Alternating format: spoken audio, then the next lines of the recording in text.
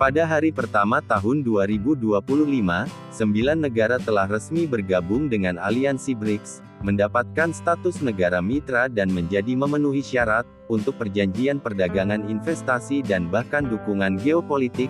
Tetapi apa 9 negara ini? Dan apa artinya bagi BRICS?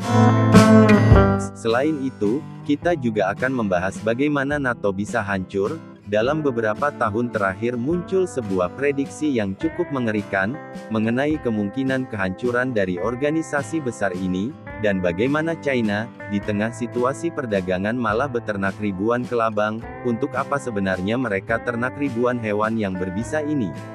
Mari kita cari tahu semua jawabannya dalam video ini.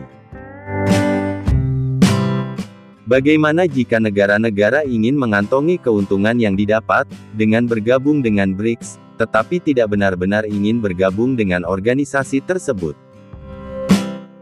Mungkin ada negara-negara yang lebih dekat ke Barat, dan ingin melihat apa yang dapat ditawarkan BRICS kepada mereka, tetapi mereka tidak dapat benar-benar merasakan, seperti apa rasanya untuk menjadi anggota BRICS bagi negara-negara tersebut. BRICS menggunakan mekanisme negara mitra, di mana calon anggota diperbolehkan mengambil keuntungan, namun mereka bukan anggota penuh, dan tidak mempunyai suara dalam membuat keputusan mengenai aliansi itu.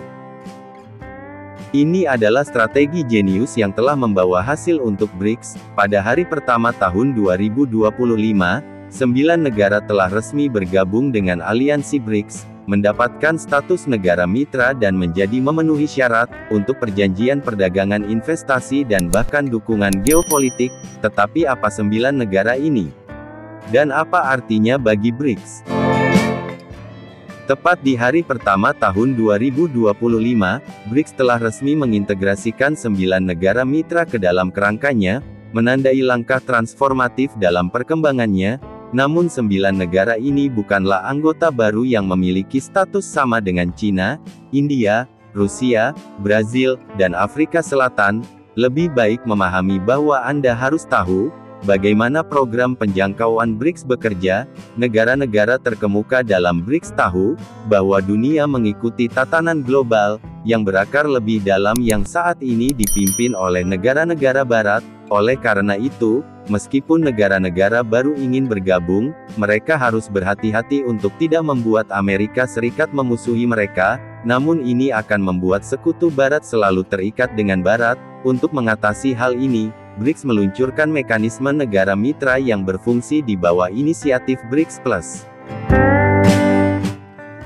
Ini merupakan kerangka kerja yang komprehensif untuk memperluas pengaruh BRICS di luar keanggotaan intinya. Inisiatif ini dirancang untuk memfasilitasi kemitraan yang bermakna dengan negara-negara berkembang lainnya, yang menciptakan platform untuk kolaborasi pada kepentingan bersama, dan mengatasi tantangan global, dan ini dilakukan terlepas dari apakah negara tersebut menjadi anggota, atau tidak.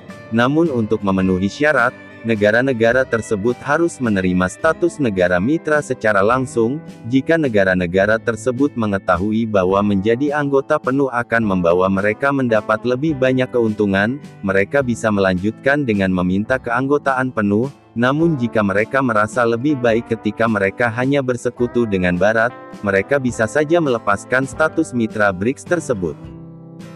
Tetapi kemungkinan besar negara-negara yang bisa mengalami perdagangan dengan BRICS tersebut lebih kecil. Kemungkinan besar mengabaikan jaringan perdagangan yang kuat yang disertai dengan BRICS, karena perdagangan dan investasi adalah pilar utama mekanisme ini.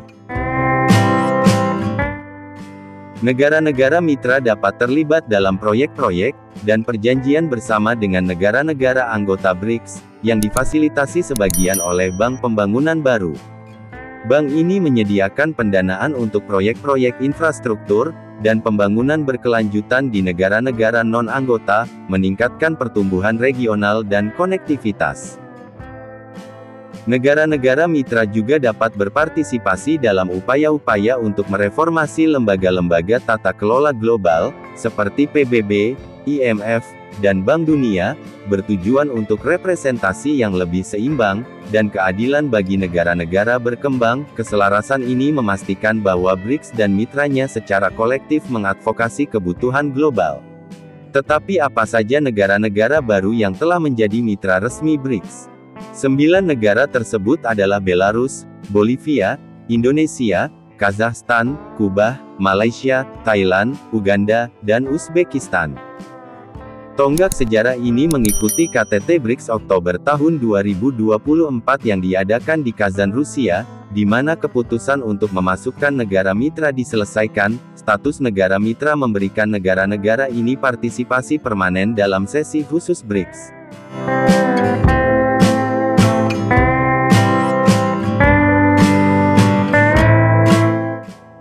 KTT Pertemuan Menteri Luar Negeri, dan acara tingkat tinggi lainnya. Selain itu negara-negara mitra baru ini, dapat memberikan kontribusi terhadap dokumen hasil kelompok tersebut, yang selanjutnya mengintegrasikan suara mereka ke dalam inisiatif BRICS. Keikutsertaan ini dilihat sebagai kelanjutan dari perluasan keanggotaan BRICS, yang memperkuat reputasi organisasi tersebut, sebagai platform utama bagi negara-negara berkembang di dunia, solidaritas dan kerjasama. Juru bicara Kementerian Luar Negeri China Mao Ning, menggambarkan perkembangan ini sebagai tonggak lain dalam perjalanan BRICS, dengan menyoroti signifikansinya dalam memajukan multipolaritas, dan inklusivitas global. Selama jumpa pers, Mao Ning menekankan bahwa integrasi negara-negara mitra merupakan mekanisme, yang diperkuat dengan peningkatan representasi, dan daya tarik yang meningkat, menjadikan BRICS sebagai platform utama untuk mempromosikan kerjasama antar negara berkembang. Mao Ning mencatat bahwa kerangka kerja BRICS, yang diperluas akan memainkan peran penting, dalam mempromosikan tata kelola global yang setara dan tertib, sambil mendorong globalisasi ekonomi yang menguntungkan semua pihak. KTT Kazan Oktober tahun 2024 yang diketuai oleh Rusia, berperan penting dalam membentuk evolusi ini. 9 negara ini berpuncak pada pencantuman resmi mereka, per 1 Januari tahun 2025, Usikov mencatat bahwa BRICS tetap terbuka untuk mitra tambahan, yang berpikiran sama. Keterbukaan ini sejalan dengan model BRICS Plus, yang diusulkan oleh China pada tahun 2017, yang bertujuan untuk memperluas jangkauan kelompok tersebut di luar anggota pendirinya, untuk merangkul koalisi ekonomi negara berkembang yang lebih luas. Daripada memaksakan negara-negara berkembang masuk BRICS, negara-negara berkembang pertama-tama mengalami manfaatnya, dan kemudian memutuskan apakah mereka harus bergabung dengan aliansi atau tidak. Itu kebalikan dari apa yang Barat lakukan. Hal ini yang seringkali merupakan paksaan, untuk memaksa negara-negara melakukan apa yang menjadi kepentingan Barat. Sebelumnya hal ini merugikan dan membuat sekutu Barat bermusuhan, tetapi mereka tidak mempunyai pilihan. Tetapi hari ini mereka mempunyai lebih dari sekedar pilihan. Mereka mempunyai BRICS yang merupakan alternatif bagi global. Wang Yuming, Direktur Institut Negara-Negara Berkembang, di Institut Studi Internasional China mengatakan bahwa, negara-negara mitra baru membawa perwakilan dari Eropa, Asia, Afrika, dan Amerika Latin yang memperluas BRICS, lingkup dan penguatan peran negara-negara berkembang sebagai corong bagi negara-negara berkembang di dunia. Wang menekankan bahwa integrasi negara-negara berkembang, mencerminkan keberhasilan kerangka kerja BRICS Plus, dan menyediakan mekanisme bagi negara-negara berkembang untuk meningkatkan pengaruh global mereka. Wang Yewei, adalah seorang profesor di Sekolah Internasional Hubungan di Universitas Renmin, mencatat bahwa meningkatnya daya tarik BRICS, sebenarnya berarti ketidakpuasan di antara negara-negara berkembang dengan model tata kelola global saat ini. Ia menunjukkan bahwa populisme di negara-negara Barat, ditambah dengan kegagalan mereka untuk menghormati janji-janji internasional, telah mendorong negara-negara menuju BRICS, sebagai platform inklusif yang tidak konfrontatif.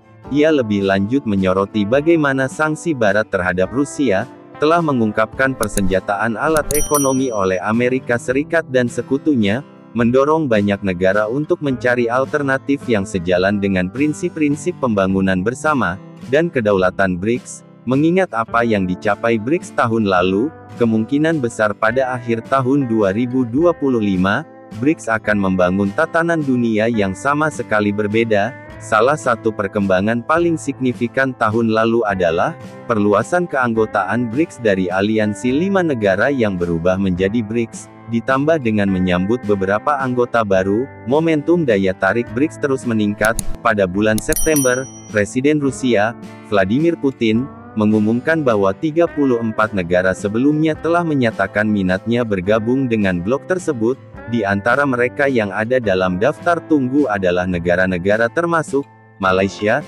Thailand, Nigeria, Bolivia, dan bahkan Turki. Tata kelola Wang Yuming mengantisipasi bahwa BRICS, pada tahun 2025 akan fokus pada isu-isu utama, seperti diversifikasi keuangan internasional, memerangi kemiskinan, dan menjembatani kesenjangan antara negara-negara utara dan selatan, dan perubahan iklim yang merupakan masalah penting, yang dialami oleh negara-negara selatan juga diharapkan menjadi pusat perhatian.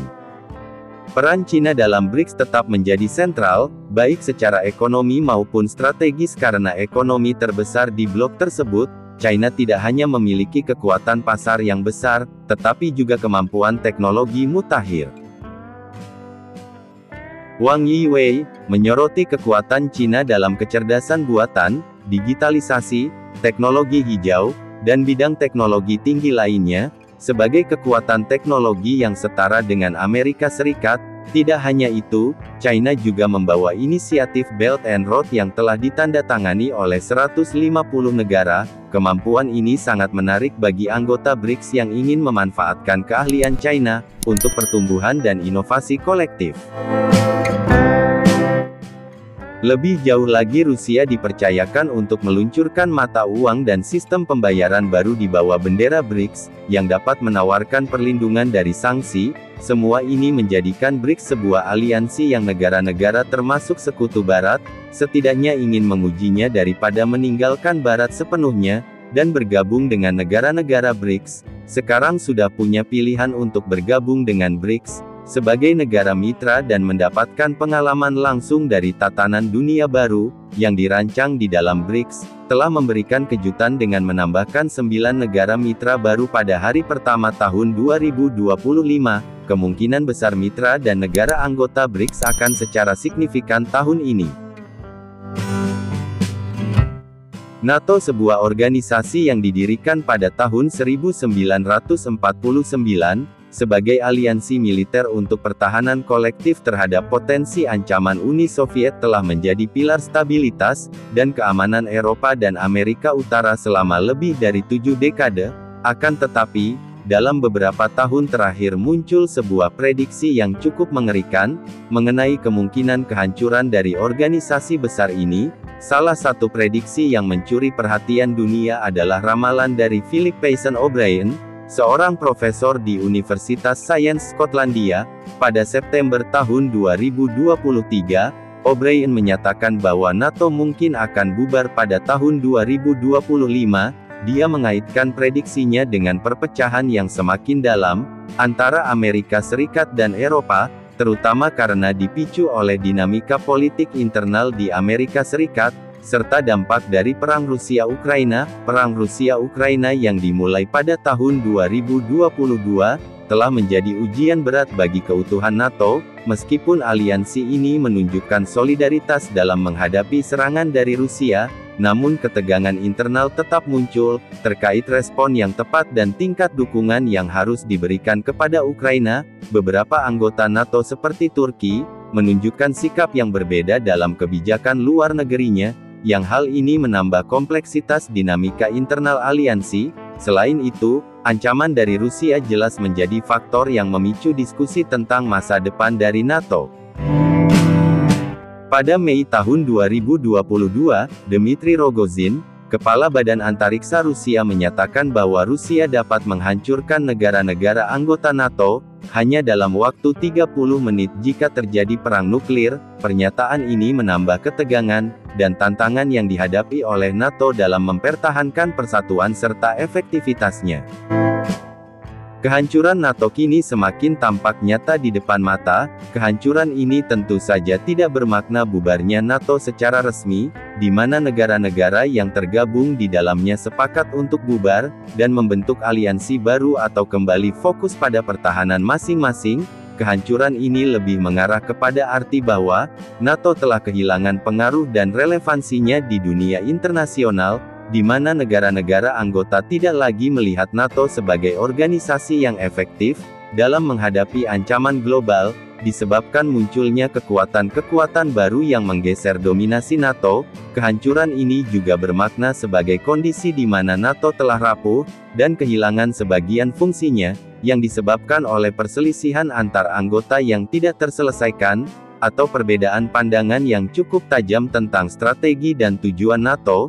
Secara garis besar kehancuran yang kini tengah dihadapi oleh NATO, terbagi dalam dua faktor, yaitu, faktor eksternal dan internal. Faktor eksternal adalah munculnya kekuatan baru, termasuk kekuatan ekonomi dan militer dari negara-negara seperti Cina dan Rusia, yang dengan terang dapat menantang dominasi Barat, serta mengurangi pengaruh NATO. Sebagai gambaran, NATO yang didominasi oleh Amerika Serikat, memang masih menjadi kekuatan militer terkuat di dunia saat ini. Kendati demikian, Cina dan Rusia terus meningkatkan anggaran militernya secara signifikan dalam beberapa tahun terakhir. Pada tahun 2023, total anggaran militer negara-negara NATO mencapai lebih dari 1 triliun dolar Amerika Serikat, dengan Amerika Serikat sendiri menyumbang sekitar 70% dari total anggaran tersebut. Sementara itu, Cina mengalokasikan sekitar 293 miliar dolar Amerika Serikat untuk anggaran militernya. Di tahun yang sama, Cina terus meningkatkan angka ini setiap tahun, yang hal tersebut menggambarkan ambisi Cina untuk memperkuat militernya, dan memperluas pengaruhnya di dunia. Adapun Rusia, meskipun hanya lebih kecil dibandingkan Cina dan Amerika, Rusia juga terus meningkatkan anggaran militernya, di mana pada tahun 2023 saja, Rusia menghabiskan sekitar 82,6 miliar dolar Amerika Serikat untuk militernya. Ini artinya, meskipun anggaran militer NATO masih jauh lebih besar, akan tetapi pertumbuhan anggaran militer Cina dan Rusia yang begitu pesat, sangat patut diwaspadai. Kesenjangan anggaran militer yang bisa mengindikasikan pergeseran kekuatan militer dunia dalam jangka panjang, di mana Cina dengan ekonomi yang terus berkembang memiliki potensi besar untuk menyaingi atau bahkan melampaui anggaran militer Amerika Serikat di masa depan. Cina dengan anggaran militernya yang terus meningkat, mengejar ketertinggalan dengan mengembangkan beberapa teknologi kunci. China telah menguji coba rudal hipersonik yang mampu menembus sistem pertahanan rudal yang ada, dan menimbulkan kekhawatiran bagi NATO. Selain itu, Cina juga berinvestasi besar-besaran dalam pengembangan AI untuk aplikasi militer, seperti drone tempur otonom, serta sistem pengambilan keputusan berbasis AI.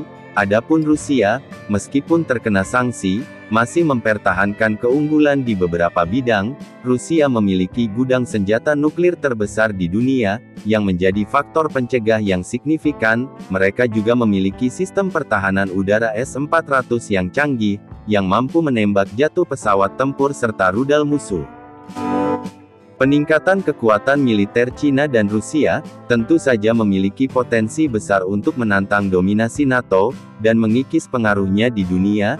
Negara-negara di berbagai belahan bumi boleh jadi akan merasa lebih perlu untuk menjalin hubungan baik dengan Cina dan Rusia, yang pada akhirnya dapat melemahkan aliansi NATO. Peningkatan anggaran militer juga dapat memicu perlombaan senjata baru, yang pada akhirnya meningkatkan ketidakstabilan global, dan mengancam perdamaian dunia.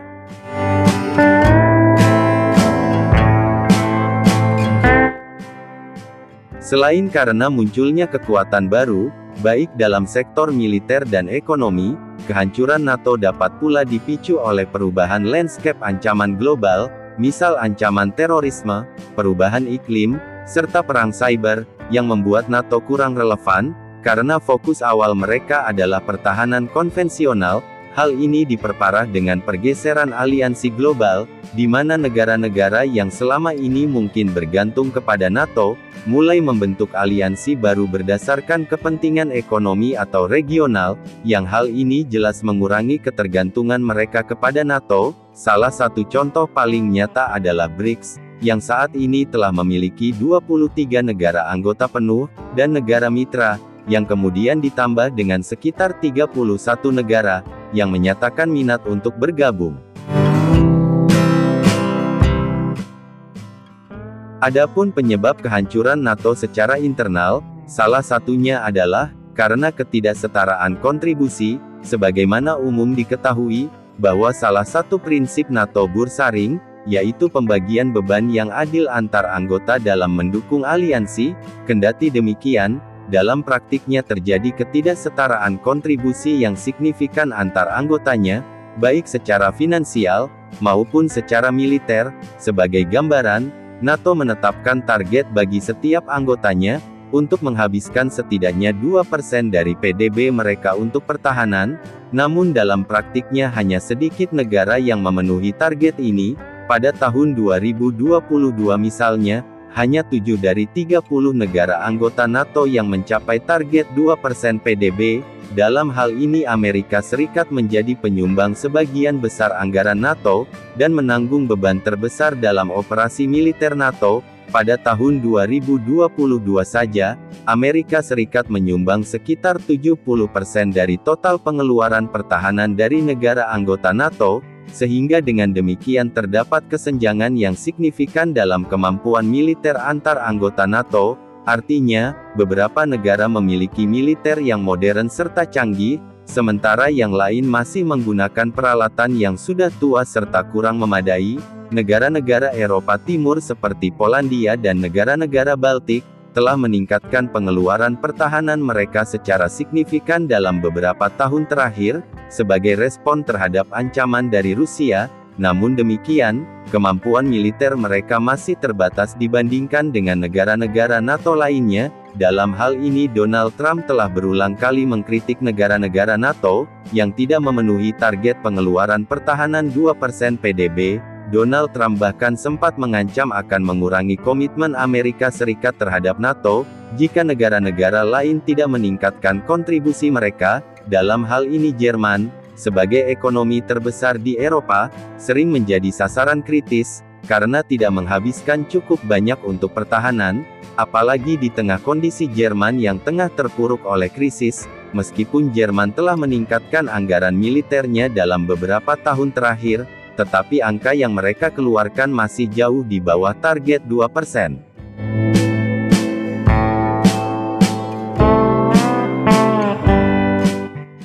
Ketidaksetaraan kontribusi pada akhirnya memunculkan keresahan serta melemahkan solidaritas antar anggota NATO. Beberapa negara yang merasa dirugikan akan mempertanyakan manfaat keanggotaan mereka dalam aliansi ini. Ketidakseimbangan kemampuan militer antar anggota juga dapat menghambat kemampuan NATO untuk menanggapi ancaman secara efektif, dan pada akhirnya, ketidakmampuan negara Eropa untuk menanggung beban pertahanan mereka sendiri, meningkatkan ketergantungan pada Amerika Serikat, yang dapat membuat NATO rentan terhadap perubahan politik di Amerika Serikat.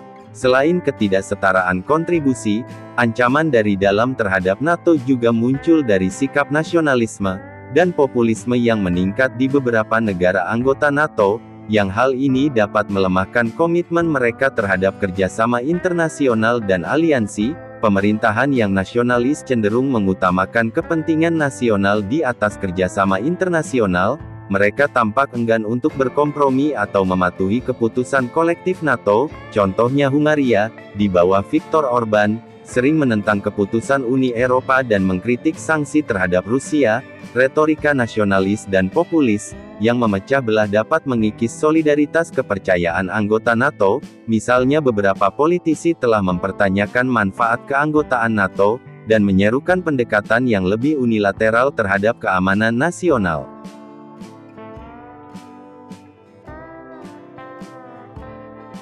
Survei menunjukkan bahwa sentimen anti-NATO meningkat di beberapa negara anggota. misalnya sebuah survei di Prancis pada tahun 2022, menemukan bahwa 43% responden berpendapat bahwa NATO sudah usang, sementara itu Hungaria di bawah pemerintahan Viktor Orban, telah mengambil kebijakan-kebijakan populis dan nasionalis, yang bertentangan dengan nilai-nilai NATO, seperti membatasi kebebasan pers dan menghambat migrasi.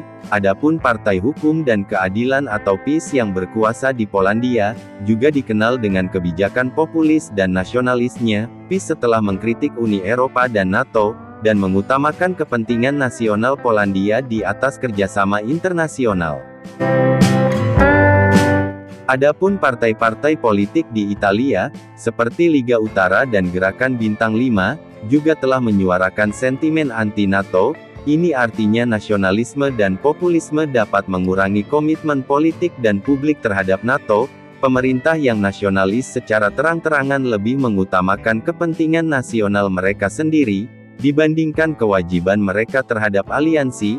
Ditambah lagi meningkatnya sentimen anti-NATO, dapat mempersulit proses pengambilan keputusan di dalam NATO, karena negara-negara anggota lebih enggan untuk menyetujui tindakan kolektif, dan pada akhirnya, jika negara-negara anggota NATO dianggap tidak lagi berkomitmen pada nilai-nilai dan prinsip aliansi, hal ini dapat merusak kredibilitas NATO di mata dunia.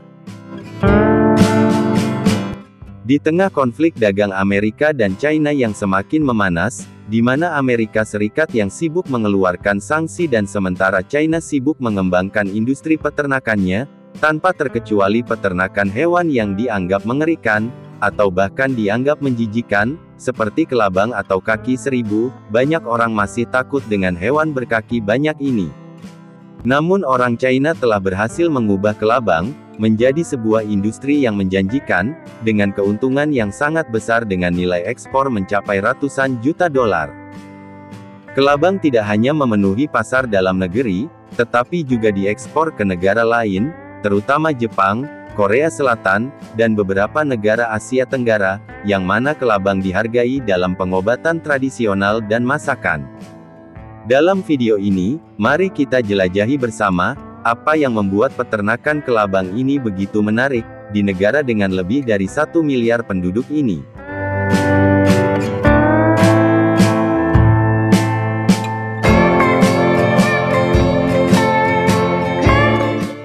Peternakan kelabang di China, sebagian besar terkonsentrasi di provinsi selatan seperti Guangdong, Guangxi dan Yunnan, di mana iklim hangat dan kelembaban tinggi, menyediakan kondisi yang cocok untuk pertumbuhan kelabang. Peternakan biasa dapat memelihara beberapa ribu hingga puluhan ribu kelabang, yang dibagi ke dalam area terpisah, untuk memudahkan pengelolaan dan perawatan. Pasar kelabang sedang berkembang pesat, dengan harga kelabang kering berkisar antara 100 hingga 300 yuan per kilogram, tergantung pada kualitas dan tujuan penggunaan. Kelabang tidak hanya merupakan sumber makanan yang kaya protein untuk ternak, tetapi juga bahan berharga dalam pengobatan tradisional dan anggur obat premium. Namun, pertumbuhan ini telah memberikan tekanan yang signifikan pada kelabang liar. Populasi kelabang karena bertahun-tahun panen telah menyebabkan persediaan alam semakin menipis. Memanfaatkan tren ini, peternakan skala besar telah muncul di Provinsi Jiangsu, China. Ada peternakan kelabang dengan luas yang mengesankan, lebih dari 9.000 meter persegi. Ini dianggap sebagai fasilitas peternakan kelabang terbesar di China, dengan hasil yang mencengangkan. Produksi tahunan sebesar 35 ton kelabang memenuhi permintaan ekspor domestik dan internasional. Area pengembangbiakan biasanya tertutup oleh penghalang kaca setinggi sekitar 1 meter, memastikan bahwa kelabang tidak dapat memanjat atau melarikan diri di dalam. Sarang kelabang ditumpuk di atas satu sama lain, tampak seperti banyak gedung apartemen. Sarang ini dapat dibuat dari busa plastik atau bata berongga, yang menyediakan ruang bagi kelabang untuk hidup selama musim dingin. Ketika suhu turun di bawah 10 derajat Celcius, kelabang memasuki hibernasi yang memperlambat laju pertumbuhan mereka. Oleh karena itu, suhu dipantau secara ketat dan dijaga antara 25 hingga 30 derajat Celcius. dikombinasikan dengan tingkat kelembaban 75 hingga 85%, menciptakan lingkungan yang ideal untuk perkembangan makhluk ini. Selama proses peternakan yang ditemukan orang China, dan mulai menggunakan sabut kelapa sebagai bahan alas tidur, menggilingnya menjadi partikel halus dan menyebarkannya secara merata di area perawatan kelabang. Bahan ini tidak hanya mempertahankan kelembaban dengan sangat baik, tetapi juga menciptakan lingkungan hidup yang lebih alami, membantu kelabang berkembang dengan kuat dan sehat. Proses budidaya kelabang dibagi menjadi 3 tahap. Tahap pertama yaitu reproduksi, larva, dan dewasa. Selama reproduksi, setiap kelabang betina dewasa dapat bertelur sebanyak 20 hingga 80 butir, dan akan mengeraminya selama kurang lebih 30 hari. Untuk menghasilkan bayi kelabang yang sehat, kelabang yang baru menetas memerlukan perawatan khusus, dan harus dipisahkan untuk mencegah kanibalisme. Kanibalisme merupakan karakteristik alami kelabang. Ketika perawatan makanan atau ruang hidup, langka pada tahap ini, makanan dan lingkungan hidup memerlukan perhatian yang cermat. Peternak biasanya menyiapkan campuran nutrisi untuk kelabang dari bahan-bahan alami, seperti telur ayam, cincang, ikan kecil, dan bubuk biji-bijian, untuk meningkatkan kesehatan. Perkembangan ketika bayi kelabang mencapai ukuran tertentu, biasanya setelah 2-3 bulan mereka dipindahkan ke tempat pemeliharaan kelabang dewasa. Ini adalah tahap yang paling penting, yang membutuhkan perhatian khusus terhadap suhu, kelembaban, dan ruang hidup kelabang, untuk mencapai ukuran dan berat yang optimal.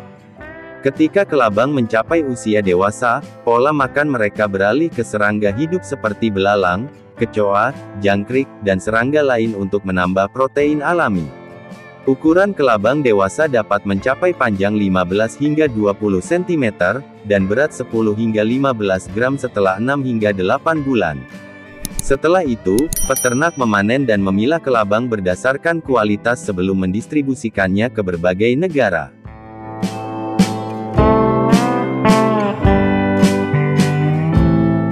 Industri kelabang tidak hanya memberikan nilai ekonomi, tetapi juga membantu melestarikan pengetahuan pengobatan tradisional. Produk kelabang semakin beragam, mulai dari tonik, dan kosmetik, hingga makanan fungsional yang memenuhi permintaan domestik yang terus meningkat dan pasar tradisional. Selain itu, kelabang digunakan sebagai makanan di beberapa daerah. Kelabang diolah menjadi hidangan unik, bergizi, dan bernilai tinggi. Permintaan kelabang dalam masakan semakin meningkat, terutama di restoran dan pasar makanan kelas atas. Dapat dikatakan bahwa, orang China telah berhasil mengubah makhluk yang dianggap menakutkan, menjadi sumber daya yang berharga, dengan ribuan peternakan kelabang yang berkontribusi terhadap pengembangan bioekonomi berkelanjutan, dan melestarikan warisan budaya unik mereka.